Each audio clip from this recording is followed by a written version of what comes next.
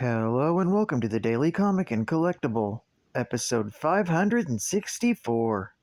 Now today, the collectible of the day is the Mcfarlane Toys, Warner Brothers Entertainment, Mortal Kombat 11, Bloody Mcfarlane Classic, Spawn Action Figure. Al Simmons, once the U.S. government's greatest soldier and most effective assassin, was mercilessly executed by his own men.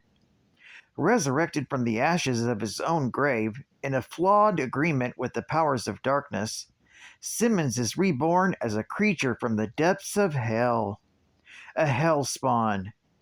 Now he is thrust into the world of Mortal Kombat, where he will fight for supremacy against all combatants. Incredibly detailed, this 7-inch scale figure is based off the Mortal Kombat franchise.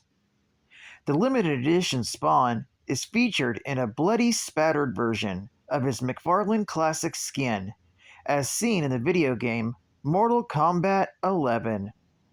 Designed with ultra articulation, with up to 22 moving parts for a full range of posing and displaying. Includes Spawn axe and base. Figure is showcased in Mortal Kombat themed window box packaging. Released in 2021 by Mcfarlane Toys. Now, the comic of the day is Spawn, Volume 1, Issue number 79, with a cover date of January 1999. With story by Todd McFarlane and Brian Holguin, art by Greg Capullo, and cover by Greg Capullo. This issue is titled Exterminator. The story opens with Ethan Crone, a wealthy journalist who's writing about the recent murders of the homeless in Manhattan, with parts of bodies even being found nailed to trees in the park. Crone mentions the city has already given the serial killer a name, the Exterminator. He writes of his cryptic messages of a great cleansing happening while mocking the police. This writer finds the Exterminator quite fascinating. After all, everyone loves a good murder, but he wonders how this one will end. How long can the killer sustain the action before it crashes down? Who will be the hero and who will be the villain? Who will live and who will die? He finds the anticipation delicious. Meanwhile, at the police precinct, Detective Silbert grills the homeless man Bobby for information on the recent murders. They think he is a suspect and verbally tortures him for a confession. They even accuse him of the most recent killing of a 14-year-old homeless runaway, shoving pictures of her mutilated corpse in his face, going as far as calling him the next son of Sam. The interrogators leave for a coffee break and tell Bobby he better use his phone call for a good lawyer. As Bobby sits crying with no one to possibly call, he suddenly pulls out a card from his pocket he was given by Sarah Frost, the Saving Grace card. Meanwhile, out in the hall, Detective Silbert runs into Sam Burke. Sam tries to tell Silbert that Bobby is a dead end and that he's no killer. Silbert isn't convinced, mentioning Bobby's imaginary playmate Bootsy, and then turns to Sam, asking him if he knows anything about somebody Bobby mentioned, Spawn. A short time later, at the most recent crime scene of the homeless 14-year-old girl, Spawn is checking out the area. While searching, he can still hear her cries of terror and learns her name, Fawn. The life that flashes before her eyes careens like a freight train through Spawn. He sees everything as she saw it. The night turns to red, then to black. Suddenly, he's interrupted and spotted by a couple of police officers. They try to subdue him and even fire at him, but Spawn teleports away. The next day, Sam Burke has dinner with Sarah Frost at a local diner. He's kind of got a crush for her and wants to thank her for helping Bobby out and getting him released. She tells him that's what the outreach center is for. Meanwhile, the mayor's office holds a press conference and announces that there have been no arrests. The city is offering free shelter to any of the homeless who don't feel safe, and the NYPD have no new information for the public, except they currently believe the killer, called the Exterminator, is working alone. At that same time, Spawn is having his own meeting with Cogliostro. Spawn is warned that there's more to this story than they currently know, and to tread lightly. But Spawn will have none of it, stating the people that are being killed are his people, under his protection. He then vows to hunt them down and make them suffer. He tells Cog no one else will die on his watch. Meanwhile, back at the precinct, Twitch tells Sam that there's one lead that the victims all had in common: Sarah Frost. So Twitch asks Sam to see if Sarah knows anything about it. So later that night, Sam goes to Saving Grace, all decked out, and with flowers. Unfortunately, he's disappointed to find the outreach closed. Sam suddenly spots Bobby. Bobby, looking deathly ill, thinks that he drank too much and realizes he needs help immediately.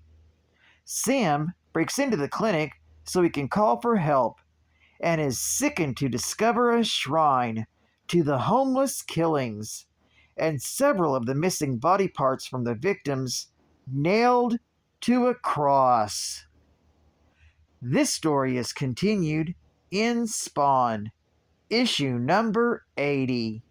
Geek Fact: Cogliostro, or Cog, was once a Hellspawn who gave up the way of Hellspawn to save the last of his strength to one day free himself.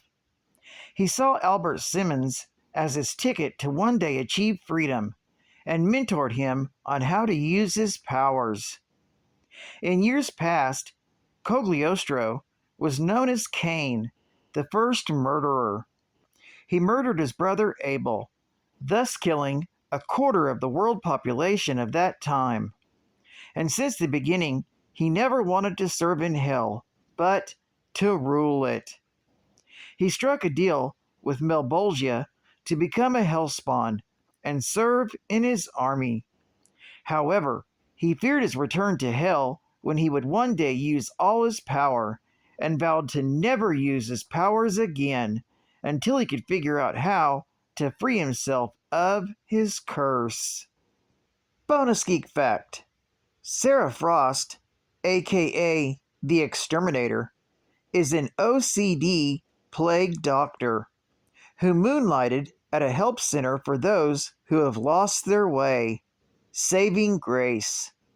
She became romantically involved with Sam Burke after meeting him at a hospital when Twitch Williams was shot. When a string of murders struck New York City bums, Sam and Twitch began investigating further. Twitch made the connection that each of the murders had met Sarah. At night, Spawn forced bugs on her. Since Sarah was OCD, she poisoned herself with bug spray. Advertising ad fact. Spawn. The Polystone Cast Bust. A premium collectible from Todd Mcfarlane Productions. Polystone Cast from the feature film Spawn. Todd McFarlane Productions delivers the most lifelike bust ever. It was cast from the actual mask worn by the actor who played Spawn in the Spawn feature film. The bust is displayed on an incredibly detailed pedestal, sculpted with an organic paint design that exudes realism. The bust stands at 13.5 inches high and 12 inches wide. Only from Todd McFarlane. Available at spawn.com. And final Geek Fact. Lieutenant Colonel Albert Al Simmons, United States Marine Corps retired, was a highly trained CIA assassin who was once thought to have been murdered by his employer and former friend Chapel. But it turned out his killer was Jessica Priest, confirmed in King Spawn number 5. When Simmons sold his soul to Melbolgia in order to return to Earth to see his wife, Wanda Blake, again, he found he got more than he bargained for. Melbolgia used Al as the reborn Spawn, or Hellspawn, to do his bidding. One thing Spawn is known for is his living symbiotic costume, Letha of the 7th House of K. While wearing it, the host assumes a dominant role over his suit. His cape, spikes, chains, and skulls are all part of an organism bonded to his central nervous system that will protect Spawn even if he is unconscious. Violator once said the suit feeds on souls. This is true, as the suit is a K7 model, which is one of the pureblood breeds that siphons the souls of those it kills and sends them straight to hell to bolster Melbolgia's army. The K7 model is a stronger, more refined symbiote, which makes the Spawn stronger than many that came before him, and some that have come after him, such as Billy Kincaid, who was once bonded to the less powerful K3. While it is not known exactly what effect the consumption of souls has on the Hellspawn's uniform, it is likely that it helps the suit evolve over time. The true source of the costume is the necroplasm in Spawn's body, which it feeds off of. It is possible for Spawn to draw his energy back when he needs it, using it to power his abilities without draining his own reserves. The costume can also feed off evil energy from the physical world, feeding off the ambient evil of people, animals, and even certain parts of the city. Well, I'd like to thank you for joining me for another Daily Comic and Collectible, and I hope to see you again Thursday. This is Cadfan Comics Man, and I'll catch you on the flip. Over and out.